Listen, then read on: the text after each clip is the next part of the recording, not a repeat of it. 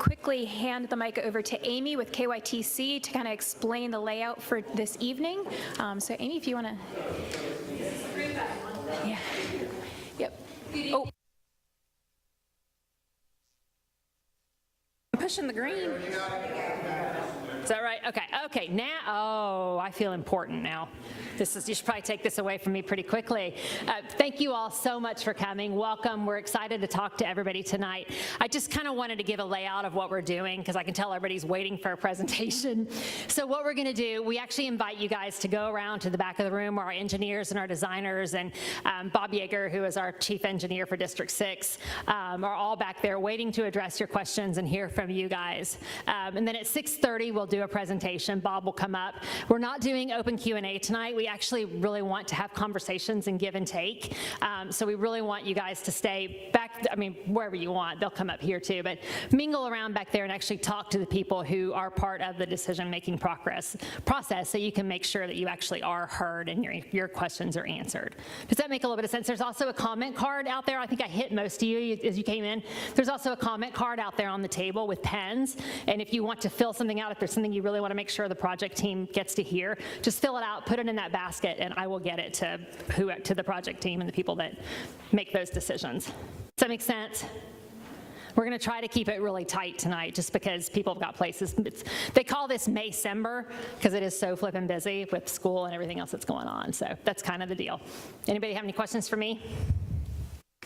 All right. Thank you all so much. Just go right back there and talk to everybody. And thank you for coming out. Now I got to figure out how to turn it off.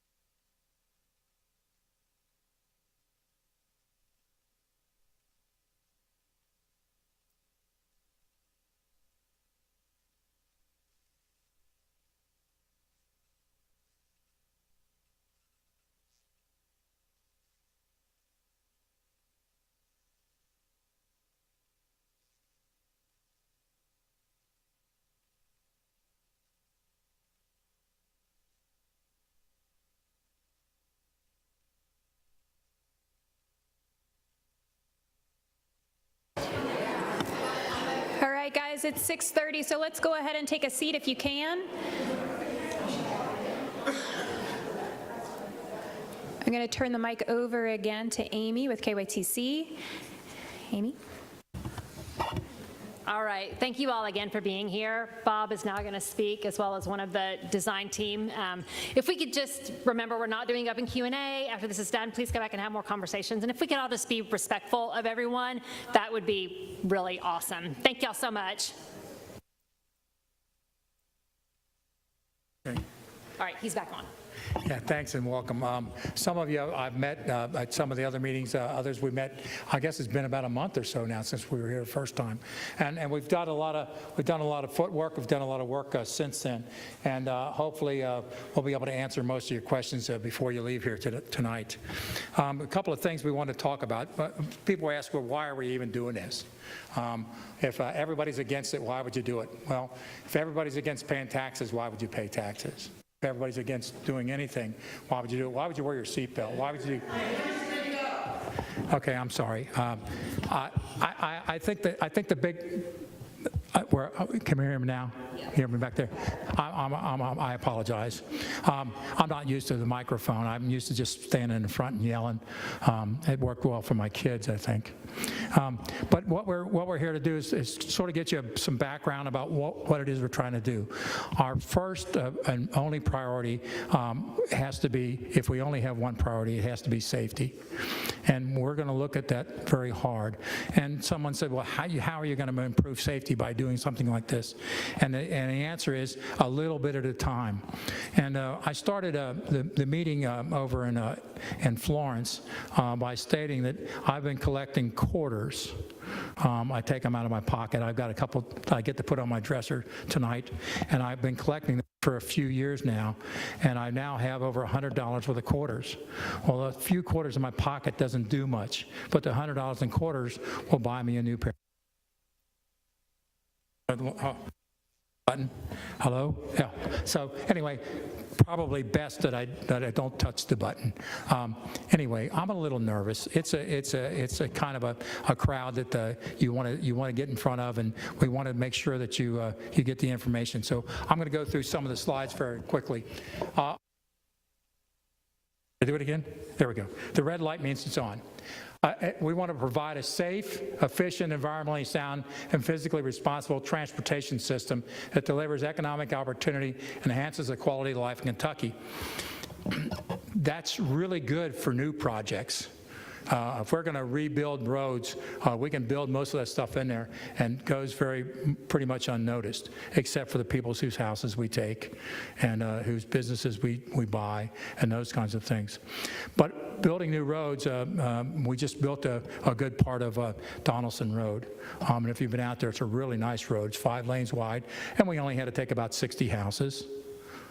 And if we wanted to do this 1.5 mile stretch of Dixie Highway and wanted to widen it to 5 lanes, we would take over 60 businesses.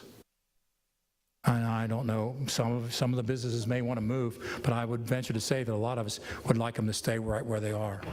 So our charge is it takes us about 30 years sometimes to get these roads done. Anybody that lives out in the corridor knows Kentucky 536. We've been trying to build that since 1999. That's 27 years now, and we're still not quite done. The Brent Spence Bridge was initially done, the detail work was done in over 19 years ago. So it takes a long time to do that. So if we're going to provide safe, efficient roads, we have to figure out a way to do that with the existing roads that we have. One of the things that we look at when we look at existing roads is what can we do, what do we do on a regular basis? That we touch these roads, and the answer is resurface those. A road gets resurfaced usually around 8 to 10 years. So it's been about 10 years since we did anything to this section of Dixie Highway. So when you do that, we looked at a number of different things that we could do to make that road safer. Now, safer doesn't mean faster. As a matter of fact, safer could mean slower. because the slower you go, the safer you are. If you think about it for a minute, if you back into somebody in your driveway, you're going 3 miles an hour. If you back into somebody or somebody backs into you on the expressway, you're going 75 miles an hour. And if you're going here on Dixie Highway, you could be going 37.5 miles an hour, which is, I think, is what the average is, which is slightly over the speed limit, which is what we're all used to doing. So our vision is to be a national leader in transportation and provide transportation infrastructure and services for the 21st century. It's a big undertaking, and it's not something that I can do by myself. It's not something we're going to see major changes in overnight. Okay, press that button. So we have a value. We've started this over the last 5-6 years now. Secretary of Transportation was really big on safety. Yeah, he had a company that he ran, and he was very proud of his safety numbers that he had, and it challenged us with reducing the number of accidents, injuries that we have on our roads. So we're going to talk a little bit about why we're doing this and how we're doing it. So who's involved in this? Well, certainly all the users are involved. We're making safety improvements, and I know the word coming around at the lane reconfiguration, and that's just part of it. That's an incidental part, because somebody asked me how much does it cost to do the road reconfiguration. Well, the answer is zero. Because we're resurfacing the road anyway. The road's going to be resurfaced this year. So the only change between what you see out there today and what would be out there if we reconfigure the road is where the paint stripe goes. And we're going to use basically the same amount of paint we used before. So the cost, there's no extra cost, because I've had people say, well, don't do it, don't use the money here, use the money somewhere else. Well, there is no other money to be used somewhere else because the cost is the same. When this project started as a resurfacing project, and the project completion date has not yet been determined, because we have to, we can't resurface it until we know where the stripes are going. So, and all of you have been on roads where they've tried to restripe a road and take up the old stripes. And when it rains or it's dark, you can see the shadow of the old stripes. That's pretty confusing. So the best time to do something to change the lanes is when you're resurfacing it, so you have a new palette. Kind of like if you're going to start from scratch with it, where you're painting something, not painting over something, get a whole new palette. So right now, we are in the process. There is a contractor on board. He works for us. He will stripe it any way we tell him. He's out there doing some work on the pavement now. He's been out there working on some of the sidewalks, doing some of the ramps. He's fixed the catch basins that were broken down. So he's done a number of work. And so we're within a few months. We'd like to get this done this year. Why? Because we're committed to safety for everyone who uses our transportation system. How many in here are walkers? Anybody walk? How many ride a bus? I told my wife to call me in case I got in trouble. She could. Anyway, it was somebody else. It's okay. I'm not in trouble. Nobody has to write me a note. How many ride the bus? I apologize. I didn't see. Nobody here rides the bus? Okay. Okay. I'll just lean. I'll lean here and do it this way. I apologize for looking like I'm lazy. Hey, Bob. Yes. Why don't you come up and take my spot and be able to speak right into the mic? I'm going to let you sit right here.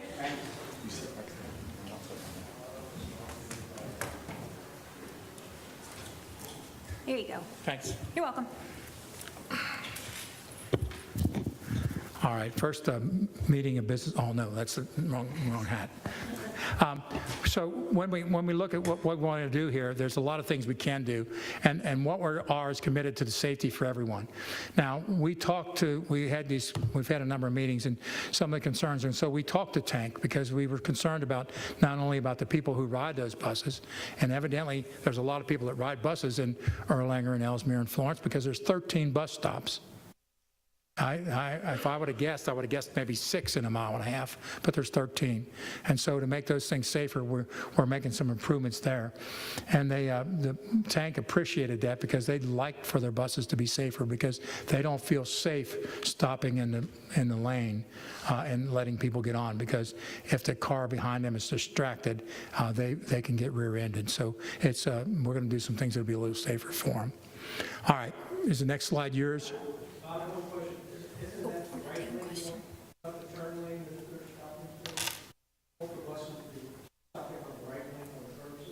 They will not be stopping in the lane. We're having bus pull-offs, and we'll explain that in a minute.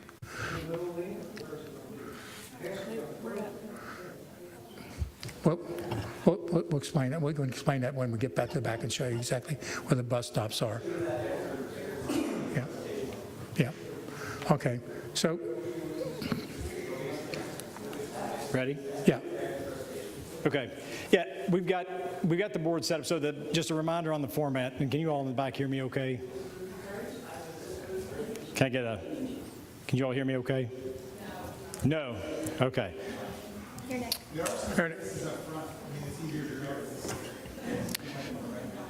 Nick. Councilman Hermes invited you all up, if you're interested, to the nearer seats. Either way, the big takeaway is this is just kind of a 100,000-foot presentation, and then after we're finished presenting, the boards will be in the back, and we want you to come back and talk to us after we finish the presentation, because there are a lot of those granular questions that we're able to answer a little better one-on-one that we can get through when we're back at the board. But all that to say, thank you, Bob. My name is Nick Hendricks. It's Nick. Yes, sir.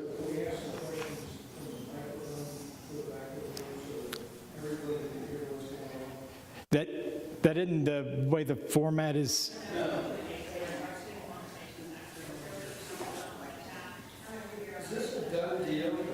Hey guys, we're going to give the floor back to Nick. So he's trying to continue with the presentation. So if we can remember the format that Amy had talked about earlier about being able to have the one-on-one questions after the presentation. It's not going to be very much longer of a presentation, I don't assume.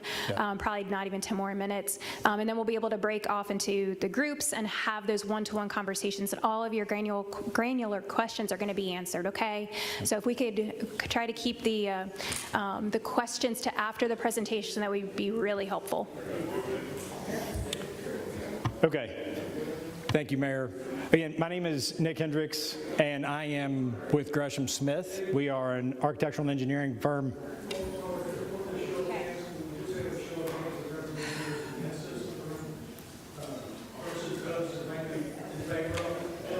Okay.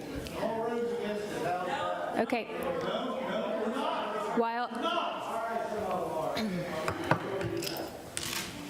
Hey guys, we are listening to Nick right now. I understand that everybody has questions and opinions, and we feel very strongly one way or another. I really do. I really understand. From my understanding, it's not a done deal. So this is a really important moment to be able to express your opinion in a professional and respectful way. And we have the comment cards. We have the individuals that are here that are actually willing to speak with us and understand our questions. So if we can give the floor back to Nick for just a little bit longer, and then we will be able to get to your comment cards and the questions that you guys have, okay? Thank you. Okay, I just wanted to introduce myself and my role on the project. I'm Nick Hendricks, and I am State Transportation Leader for Gresham Smith. We're a full-service architectural and engineering firm. And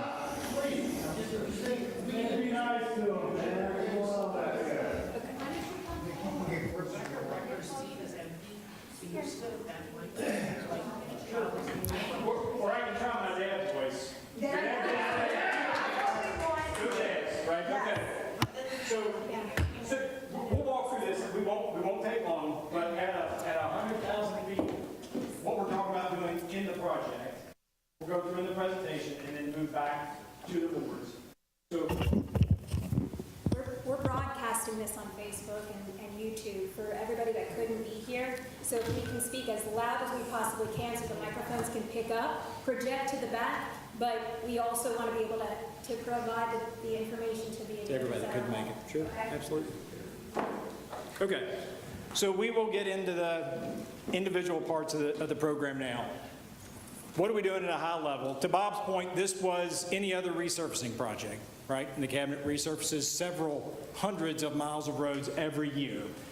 What makes this one a little bit different is that we're looking at all the safety improvements and all the, beyond safety, all the other improvements that we can make during a resurfacing program, during a resurfacing project. What can we do within the footprint? So, though this is the topic that's taken up a lot of the airwaves, the truth is there's a lot of good stuff going on out there that wouldn't normally be part of a resurfacing project. You know, when you see a milling machine roll in or you see a paver roll in, I think there's an expectation that we're covering everything. But the cabinet's typical program is to resurface because those are resurfacing restricted dollars. But with this project, we're upgrading drainage boxes. So some of the busted drainage boxes you see out there are getting upgraded.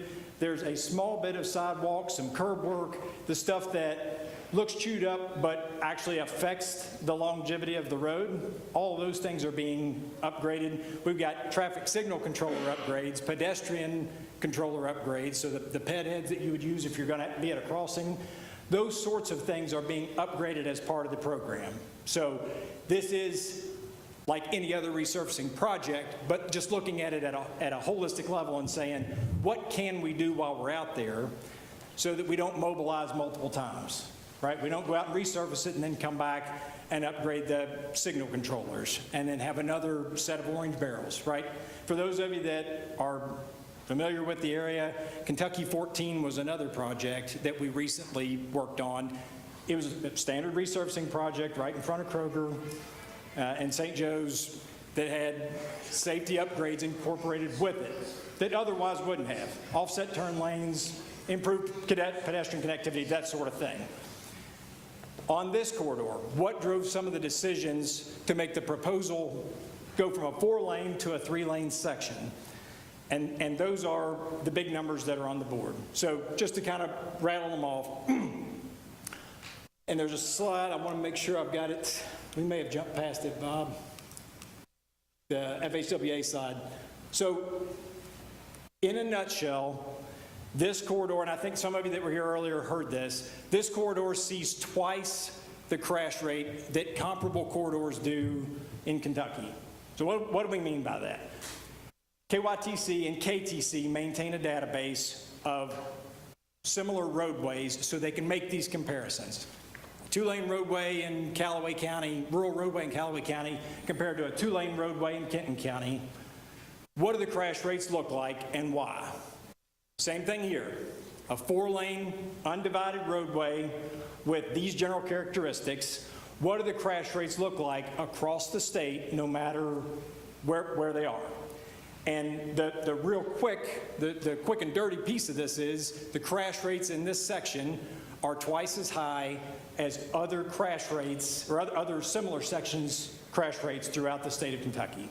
So that drove what can we do during a resurfacing project, as Bob mentioned a second ago, what can we do while we're resurfacing to make some positive effect on safety, all user safety, vehicular safety, pedestrians. What can we do while we're out there under a single mobilization that doesn't have major negative impacts to all other facets of the roadway?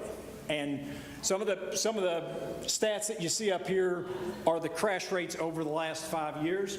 Why 5 years? We had that question come up in a previous meeting. Why did you look back 5 years and not 30 years? 3 years is kind of an industry standard when you start looking back at what crash rates were or what sort of traffic statistics we would gather over a window. It's normally a 3-year window. Look back 5. If you look back 10, you might get similar stats, but it is an industry standard, right? So that's why the stats that you see on the board are there. We've also had questions about what window was that? And so to be a little more prescriptive, I don't have the exact date, but it was from mid-2019 through mid-24. Okay, so it wasn't the last 5 years, but part of the reason we look at 5 years is to get rid of those outliers, right? Do we have something goofy going on where we had a higher rate of crashes in 1 year versus another?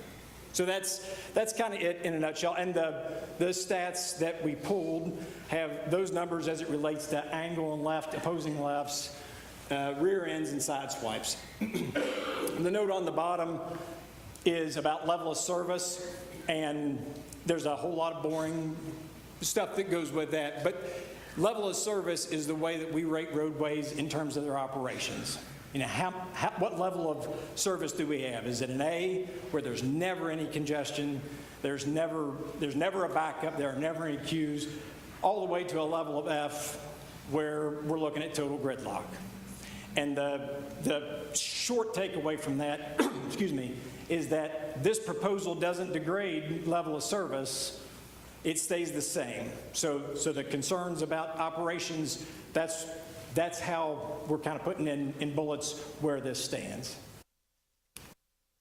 Okay. As we mentioned, this is a safety project. It's a resurfacing project that has pulled in all the safety elements that it could incorporate. And I'll run through these just as quick as I can so we can get back to the boards. But number one, reduction in crashes and severity of crashes.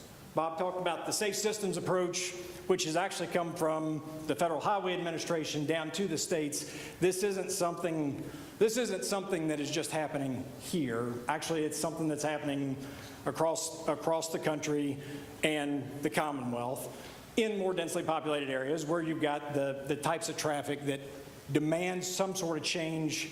And I apologize, Council, I'll try to give you some looks too. I've been staring back at the audience. We try to implement what we can to affect change within the footprint that we have. So what we see statistically, and we know from right here in Kentucky and across the country, is that we will drive crash rates down and severe crashes and fatalities down with this sort of countermeasure. And countermeasure is, safety countermeasure is anything we're doing to try to improve whatever's causing our issue. So we know that we will within a certain threshold, okay? And so there's been a lot of discussion about volumes, and we might touch it on the next slide. No. So I mentioned the Federal Highways pushes the guidance down. The Federal Highway Administration would say that you should only consider these types of countermeasures at 25,000 ADT or less. And so from Turfway on the low end, we're at about 16,000 vehicles per day. We're at around 21,000 on the north end up here by Commonwealth. So just from a thresholds perspective, that's where traffic falls in this project. Consistent speeds. Bob touched on that just briefly. What we see is, in general, you see more erratic speeds.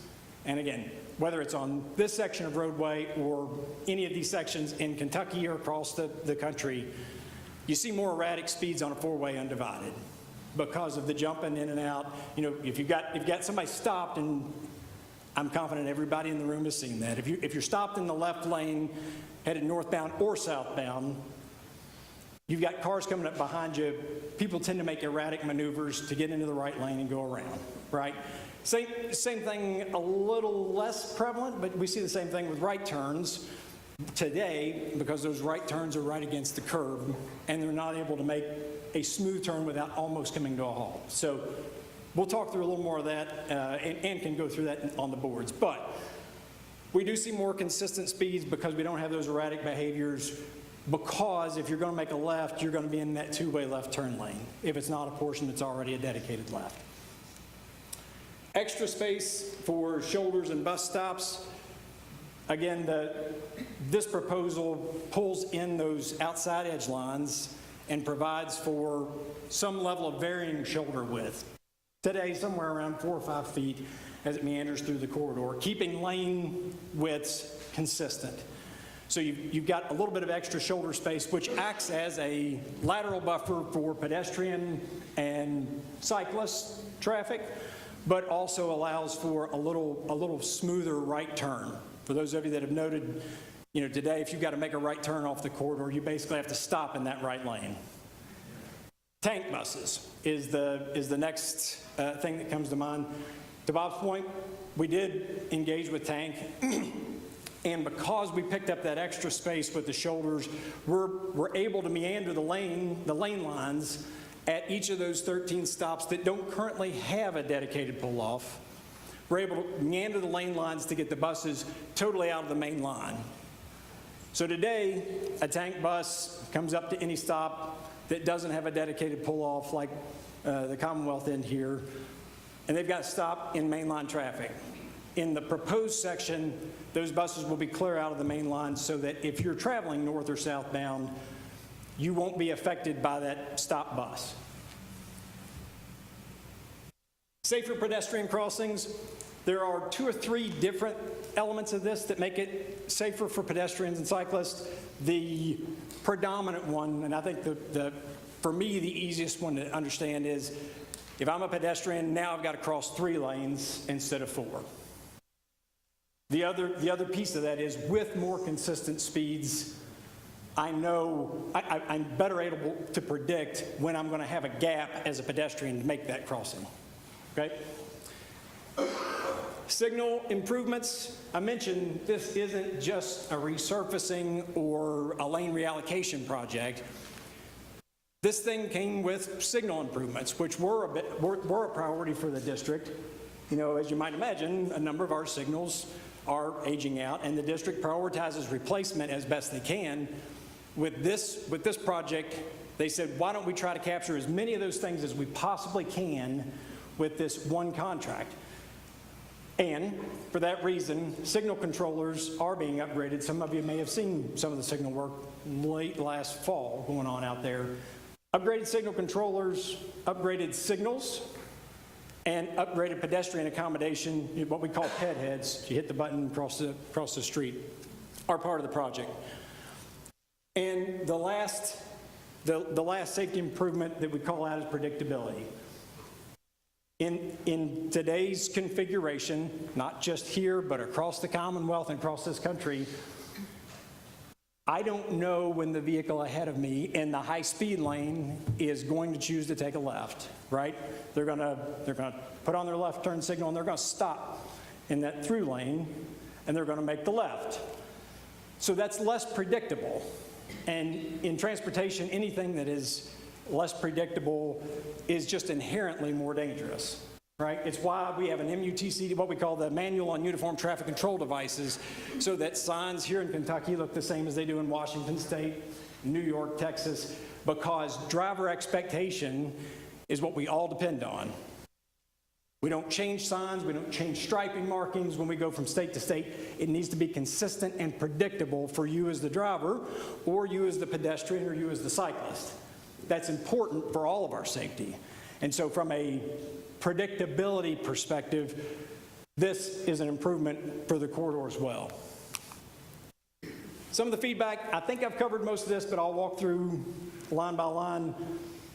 Bob said it a second ago. I just want to reiterate, the team has heard and is listening and paused to go through some of the data and the extra checks that have been asked of us to make sure that we are being responsive and vetting this all the way through. And so the lines on top, we've talked about tank buses, city impacts and city considerations. Bob mentioned earlier, we met with the city of Erlanger. Sorry, we haven't met with the city of Erlanger. I was going to close with that. When we met with the city of Ellesmere, the city of Florence, this goes from Turfway to Commonwealth functionally, just a little bit past the tie down.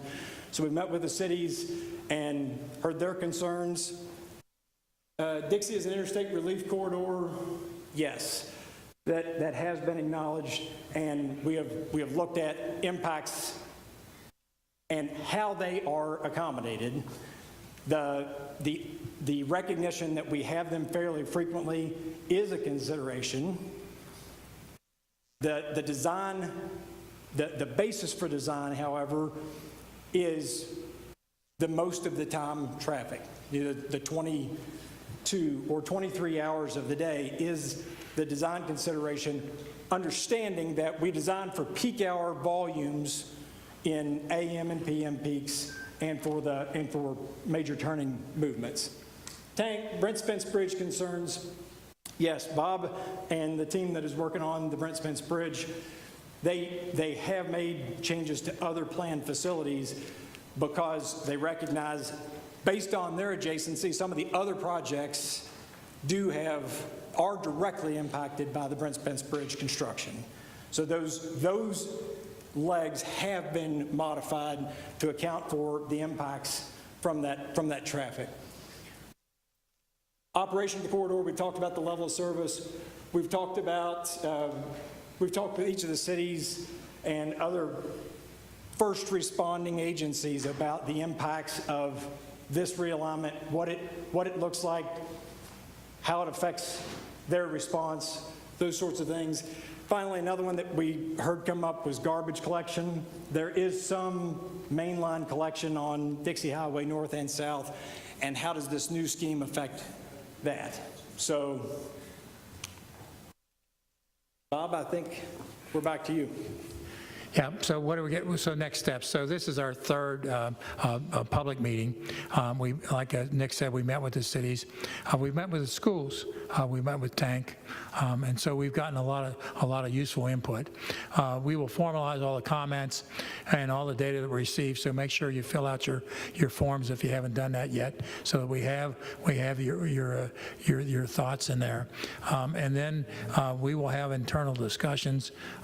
We will take this information to our office, to our safety office in Frankfurt, and we will weigh the pros and cons. It's important that you know that each of these decisions are made very seriously, and we want to make sure that you understand that we're not making these decisions in a vacuum. But we do have to weigh safety versus convenience versus some other things, and all those things that go in there.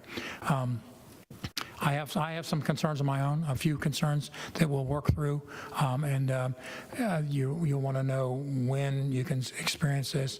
I think I mentioned to some people that we hope to get this thing finalized so we can get the road resurfaced this year. I think everybody would like to have it resurfaced this year. It's been a while since we've done it, and we certainly want to make the road better. Resurfacing the road generally will increase the speed. That's just a foregone conclusion. If the road's nice and smooth, people will go faster. The speed limit, the average speed limit's already over the speed limit now. So I can expect that to go up if it's left in the same configuration. It's impossible to sort of keep the speed limit down unless you're going to put a traffic cop out there every single day. But that's not going to happen. We can't do that. So we expect people to be respectful, just like every other safety aspect we do. So once we make a recommendation or that recommendation's made, we'll inform the cities. We'll have that additional conversation with them. Once we come to some conclusion, then we can tell the contractor which way to stripe. And most everything else will be done at that point. And I guess with this, we will answer your questions one-on-one in the back. We have a number of people here who have done this now for a few meetings. It doesn't mean that every single person can answer every single question, but among them, they should be able to get you an answer. So thank you for your time.